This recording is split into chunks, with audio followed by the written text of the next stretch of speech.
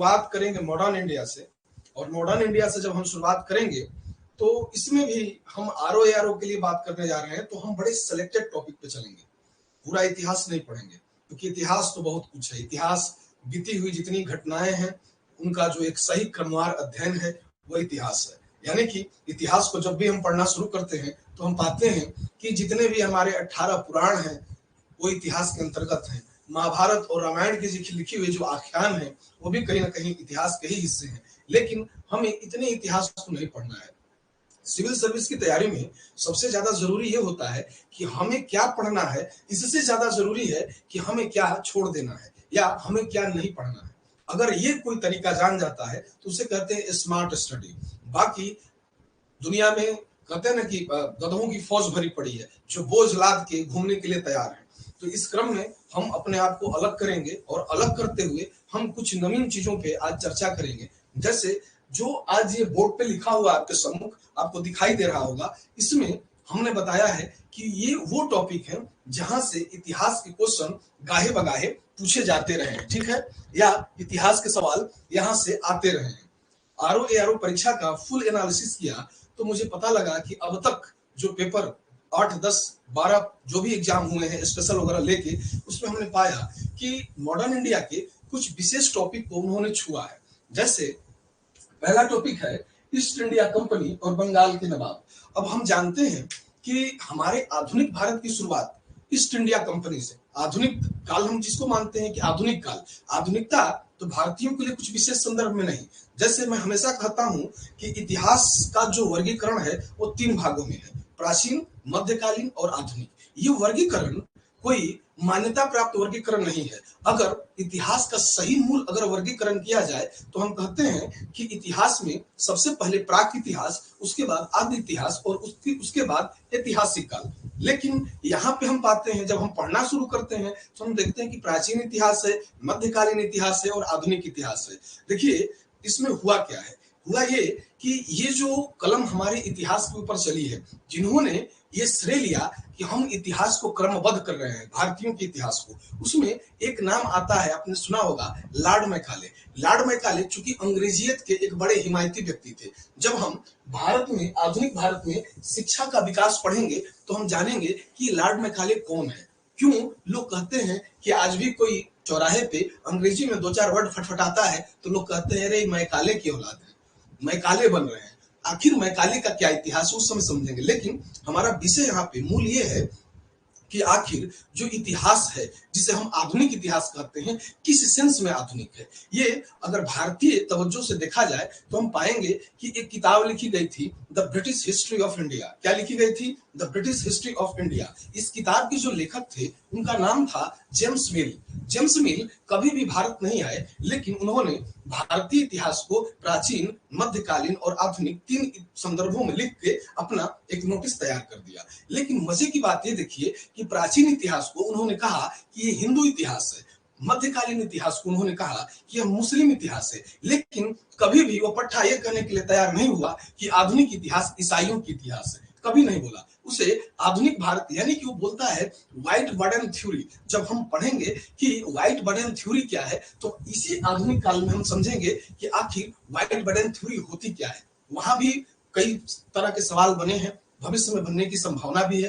तो यहाँ पे सबसे पहले समझते हैं कि आधुनिक आखिर किस सेंस में, तो हम जानेंगे कि इन्होंने बताया कि यूरोप की जो भाषा है, यूरोप की जो तौर तरीके हैं, वही दुनिया के श्रेष्ठतम तरीके हैं। उन्होंने कहा कि यूरोप की एक अलमारी एशिया के समस्त पुस्तकालयों पे भारी है।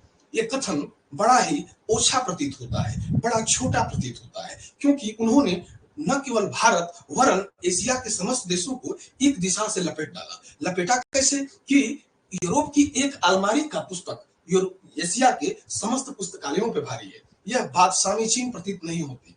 क्यों नहीं प्रतीत होती? जब हम पढ़ेंगे तो हम जानेंगे कि जिसे ये आधुनिक इतिहास कहते हैं, मूल रूप से वो भारतीयों के शोषण का इतिहास है, वो भारतीयों की गरीबी, दुर्दांत दशा का इतिहास है, और उसी को ये आधुनिक कहते हैं। आधुनिक कहने का सेंस क्या कि हमने यूरोपीय शिक्षा गठित किया, हमने यूरोपीय तौर तरीके और यूरोपीय नियम लगाए, उन्होंने कहा कि हमने परिवहन के नए नए साधनों का प्रयोग किया। हालांकि इन्होंने जितने भी साधनों का प्रयोग किया वो भारतीयों के दोहन के लिए था, ये हम स्पष्ट रूप से जानते हैं। क्योंकि एक उक्ति आती है आधुनिक काल में, आप लोगों ने पढ़ा होगा, सुना भी होगा, कहता है कि हमारी प्रणाली कुछ इस तरीके से काम करती है कि गंगा के किनारे समस्त महत्वपूर्ण चीजों को खींचकर टेम्स के किनारे ले जाकर निचोड़ कर फेंक देती है। यानी हम यहाँ के समस्त संसाधनों को खींचते हैं और लंदन ले जाके या इंग्लैंड ले जाके उन्हें गिरा देते हैं। तो इस तरीके की उक्ति, यानी यह जो आधुनिक काल था मूल रूप से हमारे शोषण का काल था। वो किसी मायने में आधुनिक नहीं था, हमारे लिए कभी आधुनिक नहीं था, लेकिन विषयगत चीजों में बंटवारा कुछ इस प्रकार से है कि प्राचीन, मध्यकालीन और आधुनिक हमें और आपको कहना पड़ता है, और हमें आधुनिक काल को पढ़ना पड़ता है। कारण ये है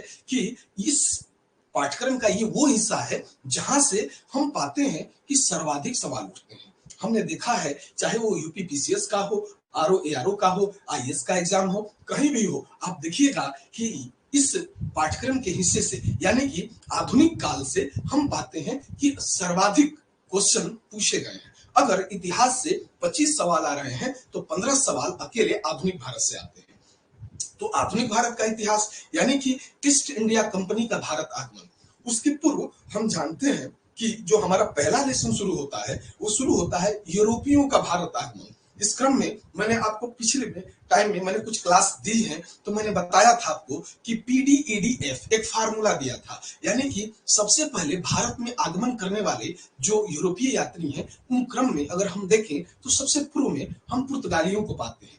पुर्तगाली हैं, फिर डच हैं, फिर कहते पीडीई मतलब अंग्रेज हैं, फिर डी डेनिश है, फिर उसके बाद फ्रेंच है। यानी कि पीडीईडीएफ ये बताता है एक फार्मूला कि कैसे भारत में यूरोपीय कंपनियां आई। उनमें हमने देखा कि यूरोपीय कंपनियां जो भारत में प्रवेश की, उनमें सबसे ज्यादा शक्तिशाली कंपनी कौन हुई? British India east India company. यानी ब्रिटिश ईस्ट इंडिया कंपनी वह कंपनी थी जिसने न केवल अपने यूरोपीय प्रतिद्वंदियों को मात दिया, बल्कि भारत के क्षेत्रीय राज्यों पे भी उन्होंने अधिकार करना शुरू किया। इस क्रम में हम इतिहास की एक उक्ति सुनते हैं कि डुप्ले जिस भारतीय कुंजी को कर्नाटक में ढूंढ रहा था, क्लाइव ने उसे बंगाल में ढूंढ निकाला। इसलिए पहला जो हमारा टॉपिक होगा वो होगा ईस्ट इंडिया कंपनी और बंगाल के नवाब। इसमें पढ़ना क्या है कि ईस्ट इंडिया कंपनी का विस्तार कैसे हुआ, कहां? बंगाल में। साथ ही उनके कौन कौन से क्षेत्र हैं जहां पे उन्होंने बंदरगाह बनाए, कौन कौन से क्षेत्र हैं जहां उन्होंने महानगरों की स्थापना की। देखिए, ध्यान रखिएगा, इतिहास हमेशा विजेता का लिखा जाता है, इतिहास कभी भी हारे हुए व्यक्ति का नहीं होता है। इतिहास हम इसलिए पढ़ रहे हैं, ब्रिटिश ईस्ट इंडिया कंपनी को हमने मेन मानक पे रखा है क्योंकि यह वही कंपनी है जिसने न केवल अपने यूरोपीय प्रतिद्वंदियों को, बल्कि भारत के जो क्षेत्रीय प्रतिद्वंदी जो उभर रहे थे उनको भी इसने साम दाम दंड भेद किसी भी तरीके से उन्हें दबा दिया, उन्हें गर्त में ले गया। यानी हम पाते हैं कि इन्होंने अपने परचम को फहराने के लिए धर्म अर्थ काम मोक्ष की जहां परिकल्पना जिस देश में चल रही थी उसे दरकिनार करके उन्होंने उसी देश की एक नीति निकाली, साम दाम दंड भेद, जैसे मान सकते हो वैसे मनाएंगे, लेकिन तुम्हारी जमीन पे हम अपना झंडा लहराएंगे। सीधा सा कॉन्सेप्ट था उनका। यानी किसी भी तरीके से आपके संसाधनों पे हमारा अधिकार, यानी हम चाहेंगे तो यहाँ पे दिन होगा, हम चाहेंगे तो यहाँ पे रात होगी। ऐसा प्राकृतिक नियमों के खिलाफ नहीं है, एक उक्ति है, एक लेखक का एक विचार है, सामान्य विचार है। ठीक, तो हम पाते हैं कि पहला जो हमारा चैप्टर होगा वो होगा ईस्ट इंडिया कंपनी और बंगाल के नवाब। यानी कि इसमें ईस्ट इंडिया कंपनी के विस्तार को देखेंगे कि ईस्ट इंडिया कंपनी कैसे भारत में अपना क्षेत्र विस्तार कर रही है। साथ ही बंगाल के नवाब दिया गया, यानी बंगाल के नवाब इसलिए कि ईस्ट इंडिया कंपनी का पहला संघर्ष बंगाल में शुरू हुआ। हम जानते हैं कि बंगाल उस सदी में 15वीं 16वीं शताब्दी में भारत के सबसे संपन्न राज्यों में आता था। हम जानते हैं कि राष्ट्रीय आंदोलन जो भी हुए वो बंगाल में ही क्यों हुए, क्योंकि अंग्रेजों की पहली गतिविधि का जो केंद्र था वो भारत का वह राज्य बंगाल ही था। उस समय के बंगाल में और आज के बंगाल में काफी अंतर है। आज का जो बंगाल है वो बहुत छोटा हिस्सा है, जो बड़ा हिस्सा जिस समय वो सारी घटनाएं घटित हो रही थी, वो था संपूर्ण बांग्लादेश और बंगाल। यानी कि हम दोनों की बात करते हैं, वर्तमान बांग्लादेश और अपना पश्चिम बंगाल दोनों को इंक्लूड करते हैं। साथ ही बिहार के कुछ हिस्सा, उड़ीसा का कुछ हिस्सा और कुछ असम के हिस्से को भी बंगाल के अंतर्गत ही शामिल करते हैं। यानी कि यहाँ पे बंगाल के नवाब को हमें पढ़ना होगा, जिसमें हम किसकी बात करेंगे? हम बात करेंगे अलवर्दी खां की, बात करेंगे सिराजुद्दौला की, मीर कासिम की, मीर जाफर की, साथ ही ईस्ट इंडिया कंपनी से उनके क्या ताल्लुकात थे, इसके बारे में हम बात करेंगे और बताएंगे कि प्रश्न की प्रकृति किस तरीके से होती है इनके साथ। ठीक, अब दूसरा टॉपिक 1857 का विद्रोह। 1857 का विद्रोह क्यों हम कहते हैं कि 1857 के विद्रोह को, जैसे आप हम सामान्यतः जानते हैं कि 10 मई 1857 को रविवार का दिन था और दिल्ली अभी सो रही थी, तब तक कुछ सैनिकों ने मेरठ से यमुना को पार किया और दिल्ली में इंटर कर गए और उन्होंने यहाँ पे आकर बहादुर शाह जफर को क्या किया? भारत का सुल्तान घोषित कर दिया, बादशाह घोषित कर दिया और ब्रिटिश ईस्ट इंडिया कंपनी के खिलाफ वो लड़ने लगे। वो भी ब्रिटिश सैनिक ही थे, लेकिन उनके मन में एक उद्वेलन था, एक भावना थी कि आखिर कैसे कोई हमारे जगह पे आकर हमारे संसाधनों का प्रयोग करके हमें ही दबाए। ठीक, वो एक बड़ा जन विद्रोह था। चूंकि कुछ विद्वानों का विचार है कि यह क्या है, यह सिपाही विद्रोह है, लेकिन कुछ लोगों का मानना यह भी है, जैसे बेंजामिन डिज़रायली एक ब्रिटिश सांसद है और ब्रिटिश संसद में खड़ा होकर कहता है कि यह सिपाही विद्रोह नहीं है, यह जन विद्रोह है, यह जन आक्रोश है और जन आक्रोश जब होता है तो बहुत भयावह होता है। यह एक चेतावनी है, किसके लिए? ब्रिटिश गवर्नमेंट के लिए। और ब्रिटिश गवर्नमेंट ने इस बात पे बाद में तलब किया और हम पाएंगे कि उसके बाद, यानी कि हम 57 के बाद पाएंगे कि 1858 का जो अधिनियम आता है उसमें ढेर सारे चेंजेस ब्रिटिश गवर्नमेंट करती है। हम पाते हैं कि EIC से सारे अधिकार छीन लिए जाते हैं और हम उसकी जगह देखते हैं कि सारे कानून जो भी अधिकार बन रहे हैं भारत के क्षेत्र में जो लागू हो रहे हैं उसे ब्रिटिश संसद लागू कर रही है। अब ईस्ट इंडिया कंपनी नहीं लागू कर रही है। यानी कि 57 का विद्रोह भले कुछ न किया हो, भले उसने भारत को आजादी न दिलाई हो, लेकिन इस बात में सक्षम रहा कि भारत में जो लोग थे, यानी कि भारतीयों की चेतना को उसने जागृत कर दिया। आने वाले समय को यह बता दिया कि विद्रोह इनके खिलाफ किया जा सकता है और इनके खिलाफ जन आंदोलन खड़ा करके एक बड़ा माइलस्टोन क्रिएट करने का काम किया। किसने? 1857 रिवोल्ट ने। यानी कि 1857 के विद्रोह में हम पढ़ेंगे कि विद्रोह का कारण क्या था, विद्रोह हुआ तो कितना असरदार था, किन किन क्षेत्रों में विद्रोह हुआ, कौन कौन से लोग उससे जुड़े हुए थे। जैसे बाबू वीर कुंवर सिंह क्यों बिहार से प्रतिनिधित्व कर रहे थे, क्या घटित हुआ था?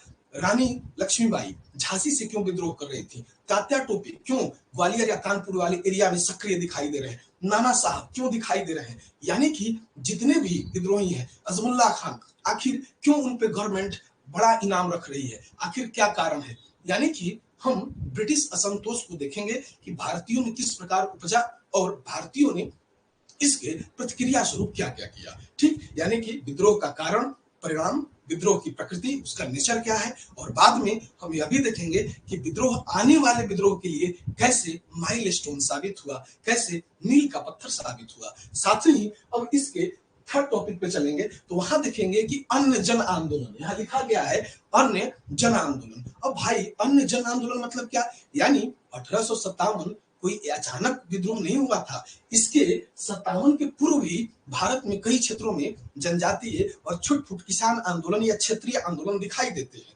लेकिन बड़े छोटे स्तर पे है। लेकिन हमने पाया कि 57 के बाद, यानी कि ये जो जन आंदोलन हो रहे थे, जो जनजातीय विद्रोह हो रहे थे, जो कृषक आंदोलन हो रहे थे, उसमें बारंबारता उसकी क्या हुई? भारतीय पृष्ठभूमि में बढ़ गई। यानी कि भारतीय पृष्ठभूमि में जब उसकी बारंबारता बढ़ी तो हम यह भी पाते हैं कि न केवल बारंबारता बढ़ी, बल्कि ब्रिटिश जो गवर्नमेंट थी उस समय, जो ईस्ट इंडिया कंपनी जो राज कर रही थी, उसके लिए एक नया सरदर्द भी उभरा। यानी गवर्नमेंट ने प्रयास किया कि कैसे इस विद्रोह से लड़ा जाए, आखिर इस असंतोष का कारण क्या है। उन्होंने जानना शुरू किया, भारतीयों को समझना शुरू किया। जब भारतीयों को समझना शुरू किया तो उस क्रम में उन्होंने पाया कि इसका निदान हम भारतीय वेद वेदांग और पुराने ग्रंथों में जाके देख सकते हैं कि आखिर जो जो पुराने शासक थे वो भारत में शासन कैसे संचालित कर रहे थे।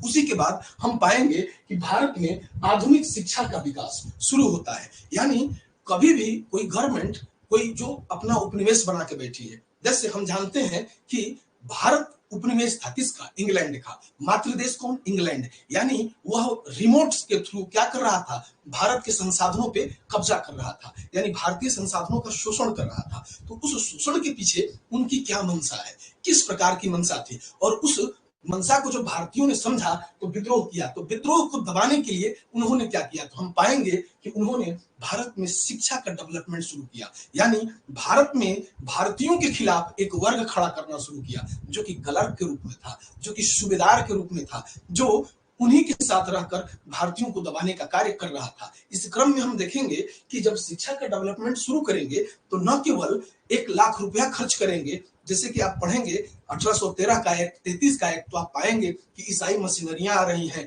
कुछ 1 लाख रुपए खर्च किए जा रहे हैं किसके? भारतीयों की शिक्षा पे। क्यों? क्योंकि उन्हें बेहतरीन स्तर का एक क्लर्क बना के अपने साथ जोड़ना था और बताना था कि हम ही हम हैं तो क्या हम हैं, तुम ही तुम हो तो क्या तुम हो, यानी तुम हमारे साथ जुड़ो तो देखो यहाँ का माजरा हम बदल देंगे। यानी भारतीयों में से भारतीयों को फोड़ देना, यानी पहली नीति यहां से दिखाई देगी, फूट डालो और शासन करो। उसका आंशिक हिस्सा एक छीटा काशी, यानी पूर्ण रूप से नहीं। फूट डालो और शासन करो की नीति पूरी तरीके से लागू तब होगी जब कर्जन जैसा व्यक्ति आएगा, जब कर्जन समझेगा। कब? जब बंगाल का विभाजन करेगा 1905 में। लेकिन उसके पहले ध्यान रखिएगा मेरे प्रिय विद्यार्थियों कि आधुनिक भारत में शिक्षा का विकास जब होगा, जब पढ़ेंगे तो कहेंगे कि एक फार्मूला दूंगा, बुढ़ा हंटर लेकर रैली में सैंडविच खा रहा था। अब आप सोचेंगे कि सर ये क्या बोल रहे हैं? बुढ़ा बुड्स आयोग, हंटर हंटर कमीशन, फिर हंटर लेकर रैली में रैले कमीशन, सैंडविच सैंडलर आयोग, फिर राधा कृष्णन आयोग, यानी शिक्षा के लिए जितने कमीशन एक साथ गठित किए गए, हम सबकी यहाँ बात करेंगे कि आखिर भारतीयों को डेवलप करने के लिए इन्होंने एक्ट में कौन कौन से प्रावधान किए, साथ ही किन किन कमीशन की बात की, कौन कौन से वो कमीशन है जिसमें बैठाया और भारतीयों को शिक्षित बनाने का प्रयास किया। ठीक, फिर इससे आगे देखेंगे कि आधुनिक भारत में प्रेस का विकास। अगर कोई व्यक्ति थोड़ा शिक्षित हो जाता है, एजुकेटेड हो जाता है, तो क्या करता है? वो जन की बात करना शुरू करता है। यानी यहां से कमीशन का हमेशा सवाल बना कि भारत में प्रिंटिंग प्रेस की शुरुआत, तो हम पुर्तगाली जब पढ़ते हैं तभी हम जानते हैं कि गोवा वह प्रथम जगह है जहां पे पुर्तगालियों ने सबसे पहले प्रिंटिंग प्रेस की शुरुआत की थी। लेकिन वो महज शुरुआत थी, साथ ही गिरजाघर की शुरुआत भी गोवा से ही हुई, गोथिक शैली की शुरुआत भी गोवा से हुई।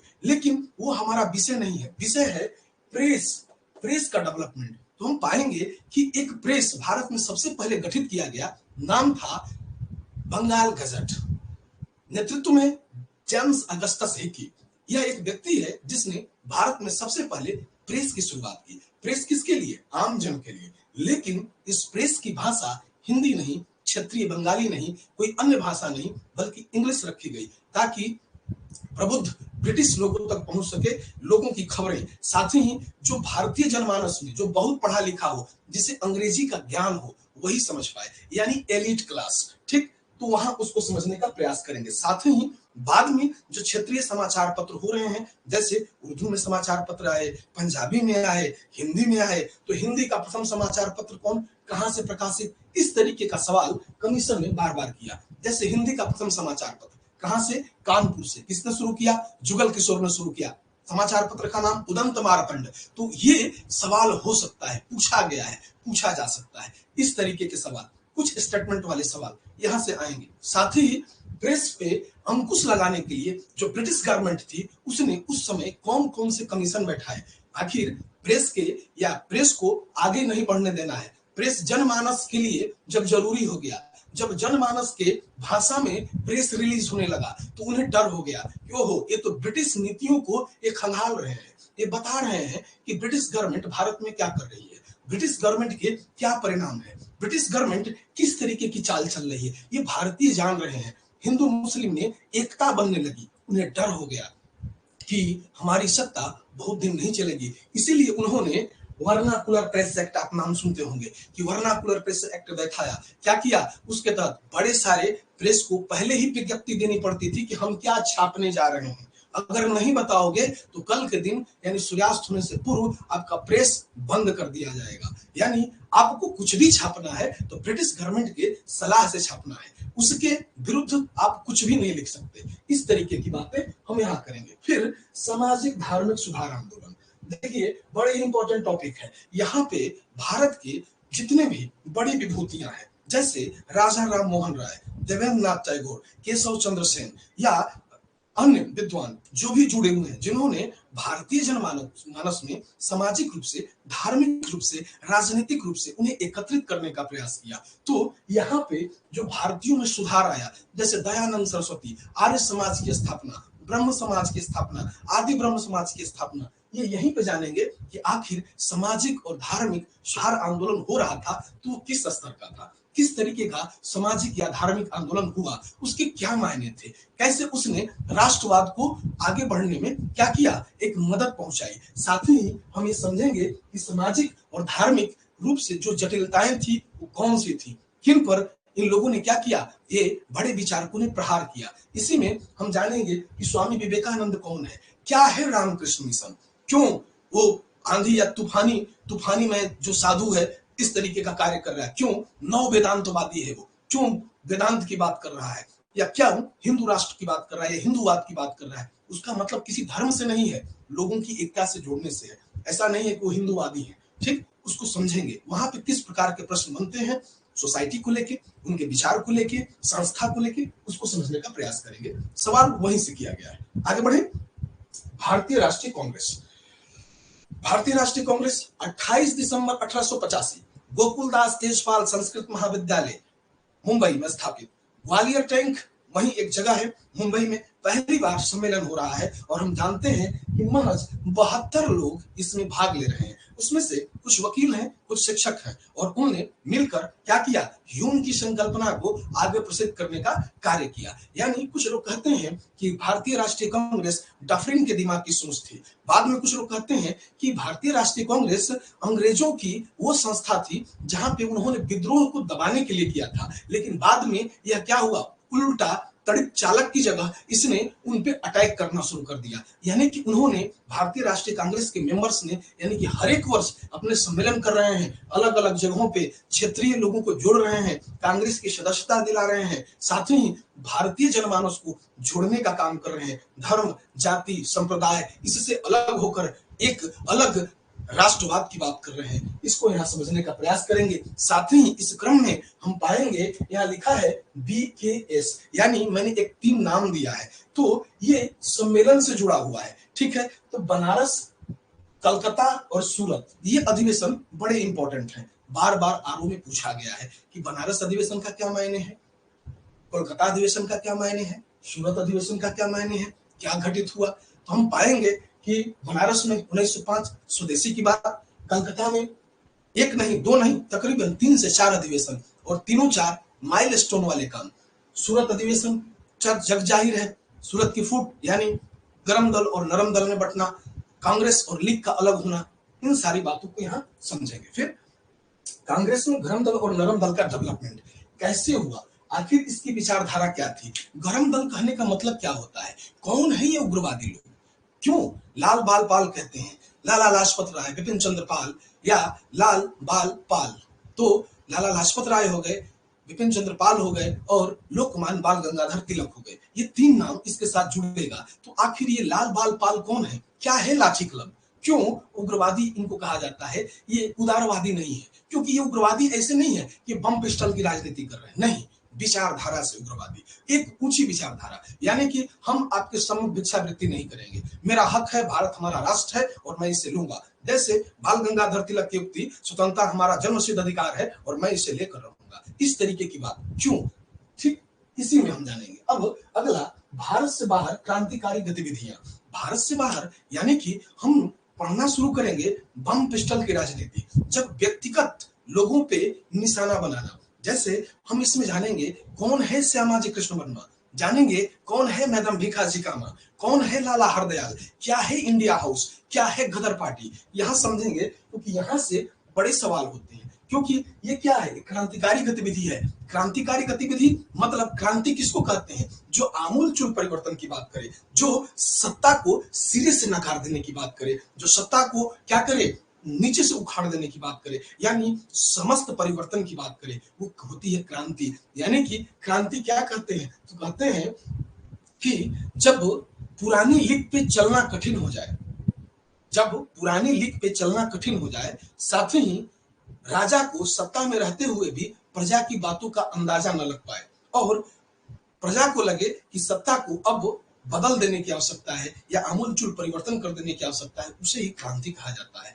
क्रांति दबाया भी जा सकता है अगर शासक बुद्धिमान हो, अगर वो जनता के आक्रोश को समझ ले, लेकिन अगर वो नहीं समझता है तो क्रांति का होना अवसंभावी या लाजमी हो जाता है। ये मैं नहीं कहता, ये लेनिन का विचार है। ठीक, फिर आगे बढ़ते हैं तो पाते हैं कि भारत से बाहर क्रांतिकारी गतिविधियां हुई तो जर्मनी में क्या स्थिति है, अमेरिका में क्या स्थिति है, जापान में क्या स्थिति है, इटली में किस तरीके से सक्रिय है, यानी समस्त जो भारत से बाहर की गतिविधियां हैं उन पे हम नजर डालेंगे। फिर अगला है मुस्लिम लीग का गठन।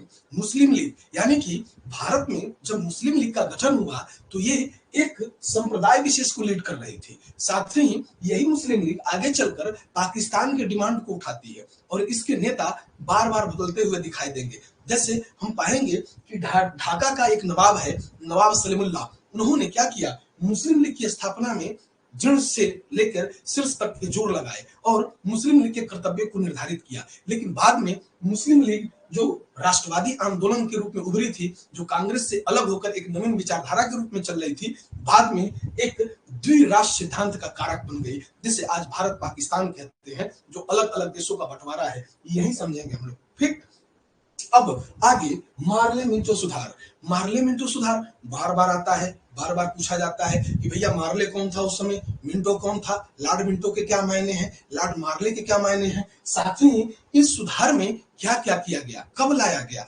1909 में आखिर या 1919 में जो अधिनियम आए हैं, मार्ले मिंटो सुधार हो गया 1909 का या 1919 का जो बाद का अधिनियम है, इनके अपने क्या मायने हैं, किस तरीके की चीजों पे जोर दिया गया है, आखिर भारतीयों को कैसे अलग करने की प्रवृत्ति है, या इस सुधार में कौन कौन सी बातें कही गई। ये सुधार सिर्फ नाम का है या भारतीयों के क्रांतिकारी गतिविधियों को सुधार देने की बात है, समझेंगे यहाँ पर।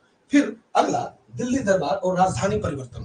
दिल्ली दरबार हम जानते हैं कि दिल्ली दरबार एक बार नहीं बल्कि 3 बार आयोजित किया गया, लेकिन जब 1911 में दिल्ली दरबार का आयोजन किया गया उस समय राजधानी परिवर्तन किया गया, अर्थात राजधानी कलकत्ता से लाकर दिल्ली स्थानांतरित कर दी गई और वर्तमान समय तक भारत की राजधानी दिल्ली।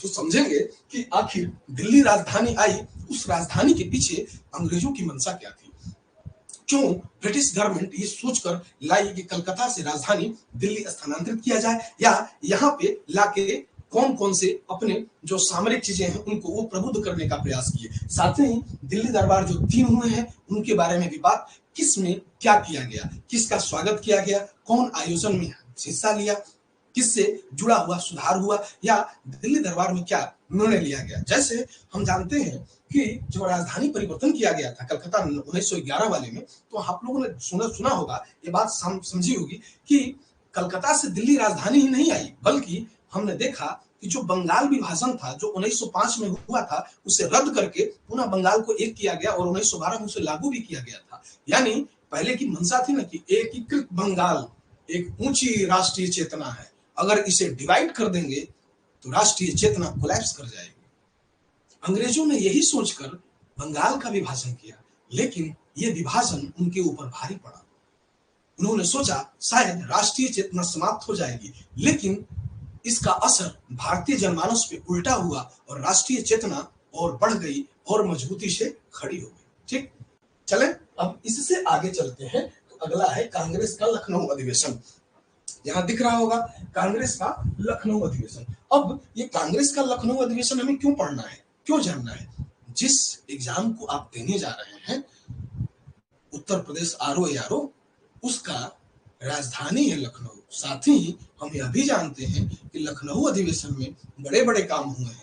हमने यह भी देखा कि लखनऊ अधिवेशन का इतिहास में एक बड़ा माइलस्टोन है, एक बड़ा परिचय है, तो वहां समझना होगा। और चूंकि लखनऊ नाम है तो उत्तर प्रदेश के अंतर्गत आता है, ये उसकी राजधानी है, और वहां पे जो जो अधिवेशन हुए हैं लखनऊ में, जिस तरीके से कांग्रेस ने जितनी बार भी अधिवेशन किया है, उन सबको हम देखेंगे, चाहे वो अल्पकालिक हो, चाहे वो दीर्घकालिक हो, चाहे वो सूक्ष्मता से हो, चाहे वो बृहत्ता से हो, उनके अपने सूक्ष्म चीज क्या है, क्या निर्णय लिए गए, उस पर बात करेंगे। फिर home rule league. Home rule league जब हम पढ़ते हैं तो हमारे मन में दो बात आ जाती है। एक बात है एनी बेसेंट को लेके, चूंकि होम रूल लीग आंदोलन की भारत में प्रणेता मैडम एनी बेसेंट थी, लेकिन होम रूल का एरिया कुछ बीजी तिलक ने भी डिसाइड किया कि नहीं, मैं भी होम रूल से जुड़ूंगा। बीजी तिलक यानी बाल गंगाधर तिलक। तो हम पाएंगे कि मुंबई बरार वगैरह का एरिया जो प्रांत है, ये किसका है? ये इन्हीं का है, बीजी तिलक का। बाकी होल इंडिया किसका है? एनी बेसेंट का। इसमें होम रूल लीग आंदोलन को यदि कदे स्वदेशी आंदोलन भी कहते हैं। कभी कभी इसे कहते हैं कि यह प्राच्य विद्या को एक्सेप्ट करता है और भारतीय जो नीति नियम है, जो धार्मिक मान्यताएं हैं, उन्हें लागू करने की बात करता है। इस क्रम में मैडम एनी बेसेंट ने बनारस हिंदू विश्वविद्यालय में की स्थापना में बहुत योगदान दिया। साथ ही वहां पर एक विद्यालय खोला गया, नाम था सेंट्रल हिंदू स्कूल। ठीक है, सेंट्रल हिंदू स्कूल, उसकी स्थापना की गई लगभग 1898 में। ठीक है, तो वो जो स्कूल है वहां आज भी है और उसी का मैं भी विद्यार्थी हूँ, वहीं बनारस में पढ़ा लिखा हूँ, उसी विद्यालय से। तो वहां पे एक मायने है कि भाई आखिर जो सेंट्रल हिंदू स्कूल है ये क्यों खोला गया, इसके पीछे का कारण क्या था, फिर कि कैसे बीएचयू यानी बनारस हिंदू यूनिवर्सिटी से कैसे जुड़ गया, सारी चीजों को वहीं पे कनेक्टिविटी देंगे। फिर आगे बढ़ते हैं, गांधी व प्रारंभिक आंदोलन। अब गांधी व प्रारंभिक आंदोलन लिखा हुआ है, तो गांधी का यहाँ ये नहीं लिखा गया कि असहयोग आंदोलन, सविनय अवज्ञा आंदोलन, भारत छोड़ो आंदोलन, इसकी बात नहीं की गई। गांधी व प्रारंभिक आंदोलन समझने वाली बात है मेरे प्यारे मित्रों। ये बात ध्यान रखिएगा कि गांधी की एंट्री 1 जनवरी 1915 को जब भारत में हुई, तो गांधी ने समस्त भारत का एक बार पूरी तरीके से भ्रमण किया। तब उन्होंने कहा कि ये सूट बूट टाई वाई से काम नहीं चलेगा, हमारी जनता दरिद्र है, चांडाल है, और इस दरिद्र या चांडाल जनता को उसके अनुसार चलाने के लिए हमें उसी तरीके का वेशभूषा धारण करना होगा। क्योंकि उन्होंने जब भारत का भ्रमण किया तो उस समय पाया कि भारत में अखंड गरीबी है, भारत में दरिद्रता का समावेश है। गांधी ने निर्णय ले लिया कि अब और नहीं, और उसके बाद उनका पहला आंदोलन 1917 में जो चंपारण में होता है, 18 का आंदोलन, 1919 का आंदोलन यानी अहमदाबाद टेक्सटाइल मिल या रॉलेट एक्ट के खिलाफ जो आंदोलन है, यानी कि प्रारंभिक आंदोलन में हम छोटे छोटे आंदोलनों को देखेंगे और वहीं से हम पाएंगे कि गांधी का क्या हो रहा है, प्रारंभिक आंदोलन की जो प्री स्टेज मूवमेंट है उसकी शुरुआत हो रही है। प्री स्टेज मूवमेंट में हम सबसे पहले बात करेंगे किसकी, हम बात करेंगे सबसे पहले किसकी, 1917 यानी कि बिहार में जो आंदोलन उनका शुरू हुआ यानी चंपारण सत्याग्रह की। फिर उसके बाद अहमदाबाद टेक्सटाइल मिल की जो हम बात करेंगे, वहां जो किया गया था आंदोलन। साथ ही 1919 के रॉलेट एक्ट के खिलाफ जो गांधी की विचारधारा आई। फिर 1920 में हम असहयोग की बात करेंगे। असहयोग एक बड़ी विचारधारा थी, एक छोटी मोटी विचारधारा नहीं है। असहयोग मतलब गांधी की परिपक्व राजनीति, छोटे मोटे आंदोलन है, फट से गांधी अपने में जोड़ लेते हैं। एक बड़ी विचारधारा चल रही है और जितने छोटे छोटे मूवमेंट हैं खट खट गांधी अपने साथ जोड़ते जा रहे हैं और लोगों का एक बड़ा सैलाब खड़ा करते जा रहे हैं। क्यों? क्योंकि गांधी ने 20 के पहले 17, 18 और 19 में भारत के क्षेत्रों में घूम घूम कर एक सफल मूवमेंट किया था। क्षेत्रीय स्तर की राजनीति की थी और वो राजनीति सफल स्तर की थी। चाहे वो आप देख लीजिए बिहार की, चाहे वो अहमदाबाद की, चाहे वो रॉलेट एक्ट के खिलाफ थी, या फिर बाद में खलीफा को समर्थन देने की बात थी, या अली बंधुओं के साथ जुड़ने की बात थी बीच में। ये सारी चीजें हम गांधी को जोड़ के देखेंगे वहां पे। ठीक, अब इससे आगे बढ़ेंगे, हम पाएंगे किसान आंदोलन व किसान सभा। ठीक है, देखिए जुड़े रहिएगा। कारण यह है कि अगर ये समझ गए तो आगे कठिनाई नहीं होने वाली, नहीं तो फिर मैं बाउंस करता हूँ फिर। ठीक ना, क्योंकि सारी बातें एक साथ नहीं बताऊंगा। ठीक ना, क्योंकि ये वही एक जगह होती है जब कोर्स शुरू करता हूं तो एक साथ सबको जोड़ने का कार्य करता हूं। अगर फिर जब मैं आ जाऊंगा टॉपिक पे तो फिर बाउंस मारते हुए निकलूंगा, फिर वहां पे वही समझेगा जो चीजें इसकी कनेक्टिविटी या इंटीग्रल अपने दिमाग में इस कोर्स को रखा होगा। ठीक ना, आगे बढ़ते हैं। गांधी और प्रारंभिक आंदोलन हुआ, किसान आंदोलन और किसान सभा। किसान आंदोलन स्वामी सहजानंद सरस्वती की बात। आगे हम बात करेंगे इसी में कि जो छोटे मोटे किसान आंदोलन हुए उसके क्या मायने थे, कैसे नेहरू किसान आंदोलन से जुड़ते जा रहे हैं, कैसे लखनऊ में किसान सभाएं आयोजित की गई, कैसे हम पाते हैं कि मदारी पासी वगैरह का भी आंदोलन इसी के अंतर्गत आएगा। यानी किसान से जुड़े हुए सारे मुद्दे इसी से जुड़ेंगे। ठीक है, फिर आगे ट्रेड यूनियन और साम्यवादी आंदोलन। ट्रेड यूनियन यानी कि ट्रेड यूनियन की बात, यानी कि जो हम पाते हैं कि साम्यवादी आंदोलन जो ट्रेड यूनियन थे, यानी जब भारत डेवलप हुआ तो वहां पे हम पाते हैं कि कई तरीके की संस्थाएं बन गई। उसमें हम पाते हैं कि रेल की हड़ताल, बैंक की हड़ताल, शिक्षा की हड़ताल, ये जितने थे इनको एकजुट करने का प्रयास किया गया। लेबर एसोसिएशन जो श्रमिक काम कर रहे थे उनका एक साथ जुड़ना, यानी यहाँ पे विभिन्न तरीके के हड़ताल और राष्ट्रीय आंदोलन से जुड़ने की प्रवृत्ति। यहाँ से काफी क्वेश्चन बनता है। इसी में साम्यवादी आंदोलन देखना है, जिसमें हम पाएंगे मनवेंद्र नाथ रॉय को। हम कहेंगे कौन है एम.एन. रॉय, क्यों भारत ताशकंद से भारत आता है और भारत में साम्यवादी चीजों का प्रचार प्रसार करता है। फिर आगे है असहयोग आंदोलन। असहयोग आंदोलन यानी कि 1920 का मूवमेंट, 20 से 22, यानी कि हम पाएंगे कि गांधी का बड़ा आंदोलन और यहीं से शुरू होगा संघर्ष विराम संघर्ष, यानी कि यह वह मूवमेंट है जब संघर्ष विराम और संघर्ष की बात करेगा। गांधी के आंदोलन की सबसे बड़ी ये रणनीति है संघर्ष विराम संघर्ष। ध्यान रखिएगा, ये आपको जब गांधी पढ़ेंगे आप सोचिए कि गांधी ने असहयोग किया 1920-22 में, सविनय अवज्ञा किया 30 से 33 के मध्य में, फिर भारत छोड़ो किया। आखिर 10-10 साल का गैप क्यों दिया? और 10-10 साल का जो गैप हुआ उसमें क्या गांधी, वो कौन कौन से तत्व थे जो ने भारत को परिचित कराया, भारत को दिखाया? खाली समय में गांधी करते क्या थे, ये यही जानेंगे। फिलहाल असहयोग आंदोलन को समझेंगे और इसी के साथ जुड़ी हुई एक घटना है चौरी चौरा कांड, जिसे उन्होंने कहा कि हिमालय जैसी भयंकर भूल। इसी आंदोलन में कहते हैं कि यह घटना हिमालय जैसी भयंकर भूल थी। ये क्यों कहते हैं? फिर स्वराज पार्टी 1922-23, दो व्यक्ति बड़े ही कमाल के, एक सी आर दास, दूसरा व्यक्ति है एम.एल. नेहरू, मोतीलाल नेहरू। दोनों ने एकजुट होकर एक आंदोलन किया और बोला अब सिर्फ रोड पे बात नहीं, बात इनके सदन में घुस के, इनके विधानसभा में घुस के अपनी बातें हम रखेंगे, इनकी विधानसभा में घुस के करेंगे। यानी कि हम चुनाव लड़ेंगे, चुनाव लड़के हम निर्वाचित होंगे और इनकी विधानसभा में जाएंगे, इनके सिस्टम का हम विरोध करेंगे और इनके सिस्टम में शामिल होकर इनके सिस्टम का विरोध करेंगे। यानी एकदम नई तकनीकी। कौन? स्वराज पार्टी। फिर साइमन कमीशन। साइमन कमीशन क्यों गठित, किस लिए आया साइमन कमीशन, कब आया, क्यों इसका विरोध हुआ, साइमन कमीशन के क्या मायने थे, इसकी बात। फिर चूंकि साइमन कमीशन को यदि कभी व्हाइट कमीशन भी कहा गया, क्यों कहा गया, इसके पीछे की मंशा क्या है, उसको समझेंगे। फिर सविनय अवज्ञा आंदोलन, यानी कि 1930-33 की जो बात हो रही है वहां की मूवमेंट की बात की जाएगी कि आखिर सविनय अवज्ञा आंदोलन किस तरीके का आंदोलन है। फिर उसके बाद सांप्रदायिक पंचायत 1932, यानी कि क्या है पूना पैक्ट, कैसे सांप्रदायिक पंचायत या कैमनल अवार्ड का विरोध है, क्या है कैमनल अवार्ड में, किसके लिए, दलित उत्थान तो कितने स्तर तक, क्यों इनको आरक्षण की जरूरत, पहली बार आरक्षण की बात। फिर त्रिपुरी संकट, कांग्रेस का त्रिपुरी संकट क्या है उसके बारे में समझेंगे कि त्रिपुरी संकट के क्या मायने हैं। फिर भारत छोड़ो आंदोलन 1942, ऑपरेशन जीरो आवर, सारे नेता गिरफ्तार फिर भी आंदोलन जारी। क्या ऐसा क्या किया कि सारे नेता गिरफ्तार किए गए फिर भी आंदोलन जारी रहा? गांधी जी ने कहा कि आप अगर हिंसा करेंगे तो अपने पक्ष में बुरा होगा, आप सभी अपने नेता स्वयं हैं और अपने नेता होकर क्या करिए, आप मूवमेंट को रेगुलेट करिए। फिर सुभाष चंद्र बोस और आजाद हिंद फौज।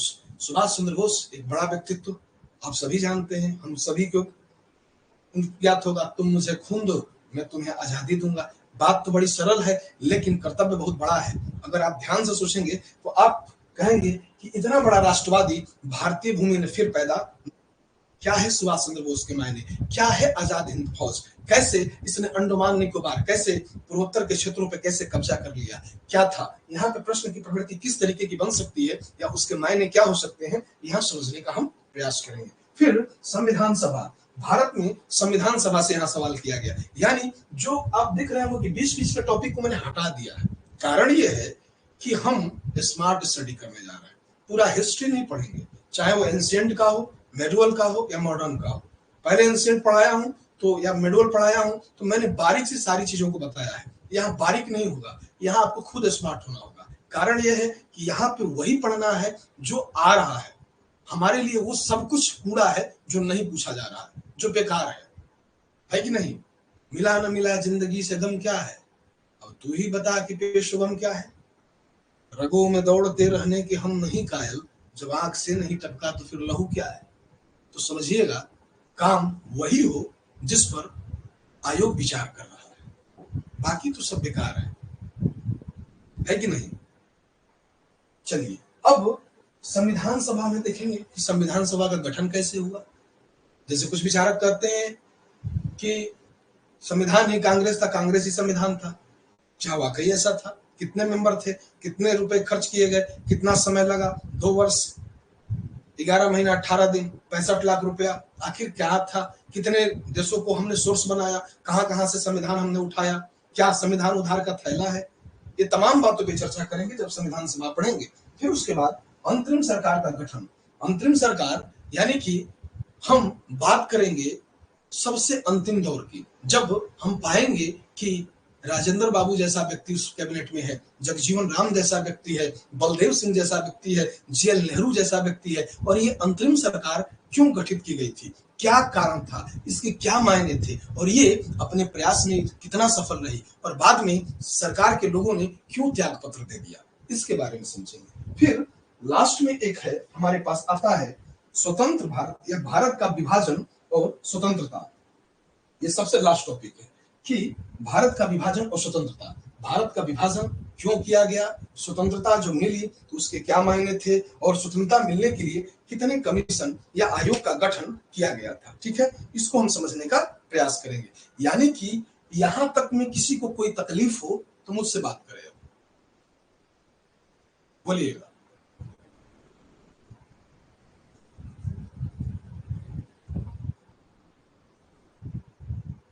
किसी को कोई क्वेश्चन करना हो, यहां से जो भी समस्या आ रही हो मॉडर्न इंडिया संबंधित, मैं बताऊंगा।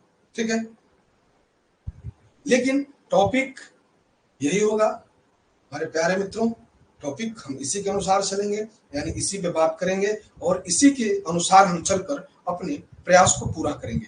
यानी यहां से अगर हम चलते हैं तो हम पाते हैं कि हमारे लिए हिस्ट्री का मॉडर्न पार्ट काफी सरल हो जाता है। नहीं तो मॉडर्न इंडिया इतना बड़ा है कि हमें पढ़ते पढ़ते 1 वर्ष लग जाता है। हमें 1 वर्ष नहीं लगाना, हमें 1.5-2 महीने के अंदर अपना कमांड कर लेना है। और देखिए, कभी भी पढ़िए तो आप प्रीवियस ईयर क्वेश्चन पेपर के संपर्क में रहिए। पहली चीज, मैं पढ़ा रहा हूं वो कितना सही है, उसकी दिशा कितनी सही है, ये डिसाइड आप करेंगे, मैं नहीं करूंगा। मेरा काम है इतिहास बोलना, और उस इतिहास का यूटिलाइजेशन आपको करना है। मैं आपके साथ बोल रहा हूँ, कहीं और भी बोलता हूँ, कहीं और भी जाता हूँ, तो हर जगह मैं यही बात कहता हूँ कि भाई स्टूडेंट, जो हमारे प्रिय विद्यार्थी हैं, वो खुद जज करें क्या कि आप जो पढ़े हैं क्या प्रीवियस ईयर के क्वेश्चन पेपर उससे सॉल्व हो रहे हैं, या उसमें कुछ समस्या आ रही है, या प्रोएबल क्वेश्चन वहां से कुछ बन रहे हैं। अगर बन रहे हैं तो उन पे काम करिए और उसको रिपीट करिए, बार बार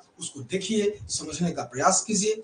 मे भी अगर कोई भी कठिनाई होगी तो हम दोनों मिलकर ही उसको सॉल्व कर सकते हैं। यानी शिक्षक और शिक्षार्थी दोनों एक साथ जुड़कर क्या कर सकता है, कार्यशैली को अपने आगे बढ़ा सकता है। इस क्रम में हमने लगभग 28-29 टॉपिक पे बात की। ठीक, 28 टॉपिक को अगर हम कर लेते हैं तो मुझे अंदाजा है कि हम टोटली चीजों पे अपना कमांड कर लेंगे। यानी कि हमें यह पता चल जाएगा कि जो भारतीय परिवेश में जो आधुनिक भारत से जो क्वेश्चन आए हैं, वो क्वेश्चन का लेवल क्या है।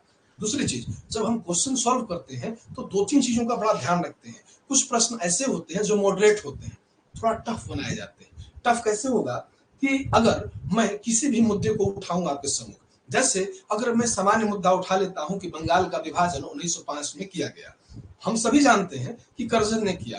कर्जन ने अगर विभाजन किया तो कर्जन के पीछे मंशा थी कि भारतीय राष्ट्रीय आंदोलन को कमजोर करना है। क्यों कमजोर करना है? क्योंकि वो कहता है कि जो समुचित बंगाल है राष्ट्रवाद का एक बड़ा केंद्र है। अगर ये स्टेटमेंट आ जाए कि समुचित बंगाल राष्ट्रवाद का केंद्र था तो मानना पड़ेगा था, बिल्कुल था।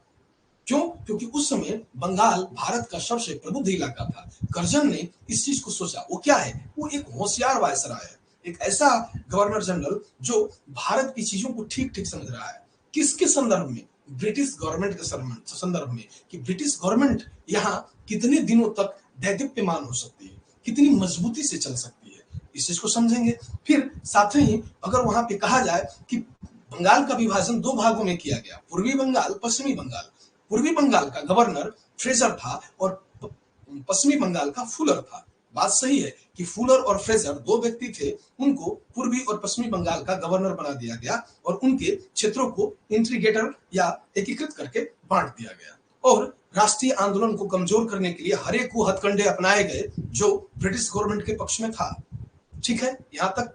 फिर अगर यहाँ पे यह कहा जाए कि राष्ट्रीय आंदोलन या बंगाल की एकता, अगर हम ले लें कि बंगाल की एकता राष्ट्रीय आंदोलन की मूल धुरी या मूल नींव के रूप में दिखाई पड़ती है, बात सही है। तो ये समझेंगे, यानी जब आप अध्ययन करिए तो सिर्फ पढ़िए मत, बल्कि पढ़ने के साथ आप क्या पढ़े हैं उसका भी मनन करिए। देखिए कि आखिर गवर्नर जनरल कोई पॉलिसीज ले आ रहा है तो पॉलिसीज के पीछे उसकी मंशा क्या है, आखिर उस टाइम पे ही गवर्नर जनरल ने इस तरीके की पॉलिसी क्यों लाया, आखिर क्या है बंगाल, बंगाल के लिए ही विभाजन क्यों, किसी और राज्य का विभाजन क्यों नहीं, समझने वाली बात है। दूसरी चीज, जब हम इससे आगे बढ़ते हैं, कोई और मुद्दा उठा लें, गांधी के आंदोलन को उठा लें, कह लें संघर्ष विराम संघर्ष, तो संघर्ष विराम संघर्ष में मैंने कहा कि एक 20-22 में, एक 30-32 में, एक 42 में, तो संघर्ष, फिर 10 साल का गैप विराम या 8 साल का गैप विराम, फिर संघर्ष, यानी संघर्ष विराम संघर्ष की स्थिति क्या है, ये तब समझ में आएगा जब गांधी को हम एकीकृत करके पढ़ेंगे, इंटीग्रल करके पढ़ेंगे। गांधी के जो शुरुआती आंदोलन है, क्यों चंपारण, क्यों अहमदाबाद टेक्सटाइल मिल में, या वहां पे जो आंदोलन है, क्यों रॉलेट एक्ट के खिलाफ आंदोलन कर रहा है, न अपील न दलील न वकील, क्या कहने का मतलब है, ये समझना होगा। ये पूछा गया है सवाल, यानी मैंने आपके सम्मुख उन्हीं टॉपिकों को रखा है जो इंपॉर्टेंट हैं, जो परीक्षा में पूछे गए हैं, यहां से सवाल हुए हैं। आप कोई उठाइए बुक और देखिए, आप इन टॉपिक को नोट करिए, और मैं हट जाता हूं, थोड़ा फटाफट नोट कर लीजिए और यहां से देखिए कि क्या सवाल पूछे गए हैं कि नहीं, क्या सवाल यहां से आए हैं कि नहीं। देखिए, पहले एक बार नोट कर लीजिए, आप चाहें तो आप अपना एक स्क्रीनशॉट रखिए और इसको देखिए, क्या यहां से सवाल हैं, पूछे गए हैं। अगर सवाल पूछे गए हैं तो हमें आपको इन्हीं बिंदुओं पे काम करने की आवश्यकता है। इतिहास बहुत बड़ा है और इतिहास की परिभाषा मैं जब भी देता हूं तो बहुत बड़ी बड़ी देना शुरू कर देता हूं। जैसे लोग कहते हैं कि अतीत की घटनाओं का अध्ययन इतिहास है, मैं इसको नहीं मानता। मैं कहता हूं इति वृत्ति कथायुक्तम इतिहास प्रचक्षते, यानी कि धर्मार्थ काम मोक्षाणाम उपदेश समन्वितम इति वृत्ति या पूर्ववृत्ति कथायुक्तम इतिहास प्रचक्षते। मैं कहता हूं सर्गस्य प्रतिसर्गस्य वंशोमत्वाराणिश्च वंशानुचरितचयनम पुराणम पंचलक्षणम, ये क्या है, सर्ग प्रतिसर्ग मनवंतर मंतव्य, ये इतिहास के ही तो विषय हैं। इतिहास बहुत बड़ा है लेकिन उसे शॉर्ट करके पढ़ना बुद्धिमत्ता है। ठीक है, अब मुझे जहां तक विश्वास है आप लोग को सारी चीजें समझ में आ, किसी को कोई कठिनाई हो तो बोलिएगा।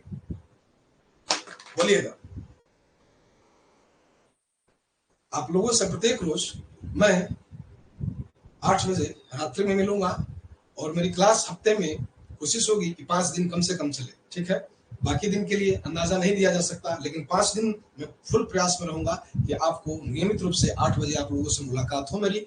और कल का जो टॉपिक होगा हमारा स्टार्टिंग टॉपिक होगा ईस्ट इंडिया कंपनी और बंगाल के नवाब। हम शुरू यहीं से करेंगे और उसके बाद हम सीधा 57 के विद्रोह पे चले आएंगे, क्योंकि जब हम ईस्ट इंडिया कंपनी को पढ़ लेंगे तो हम वहां बता देंगे एक मोटा मोटी मैप आपको, ईस्ट इंडिया कंपनी कौन सी पॉलिसीज ले आ रही है, बंगाल को कैसे अधिग्रहित किया, बंगाल के बाद बंगाल के जो क्षेत्रीय जो सीमावर्ती राज्य थे जैसे उत्तर पश्चिमी प्रांत, बिहार, उड़ीसा, इन पे कैसे कब्जा हो रहा है, साथ ही कैसे धीरे धीरे उत्तर भारत की शक्तियों को अपने नियंत्रण में लेना शुरू करता है, उस क्रम में कैसे वह पंजाब को अधिग्रहित करता है, कैसे वो अवध को ले लेता है बंगाल पे कब्जा करने के बाद। फिर देखेंगे कि कैसे भारत की जो सबसे बड़ी शक्ति है यानी कि मुगल शक्ति, उसका कैसे खात्मा होता है, और कैसे हम जानेंगे कि बहादुर शाह जफर जो अंतिम भारत का क्या था, बादशाह था, उसे रंगून निर्वासित किया जाता है और लास्ट में वो बादशाह अपनी कब्र पर मजबूरन लिखवाता है कि न किसी के आंख का नूर हूं न किसी के दिल का करार हूं, जो अपने काम न आ सका वो बुझता हुआ शराब हूं।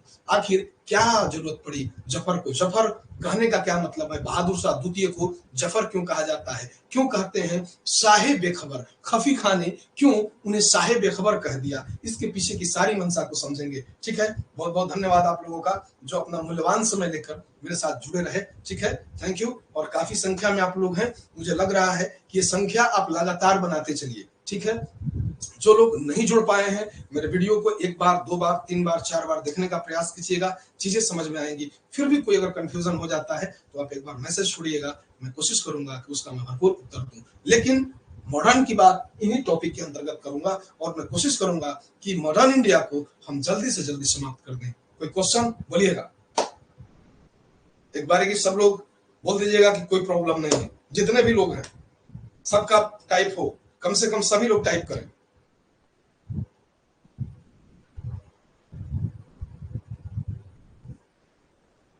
चलिए, कुछ लोग का तो आया है, बहुत बढ़िया। काश जी, शैलेंद्र जी, बहुत बढ़िया। नेहा जी, बहुत बढ़िया। और किसी को कोई तकलीफ? और बाकी लोग तो होशियार हैं हमारे, लग रहा है। बहुत बढ़िया संजय, कोई प्रॉब्लम नहीं, बहुत बढ़िया। चलिए, बहुत बढ़िया शैलेंद्र जी, वीरेंद्र जी, बहुत बढ़िया।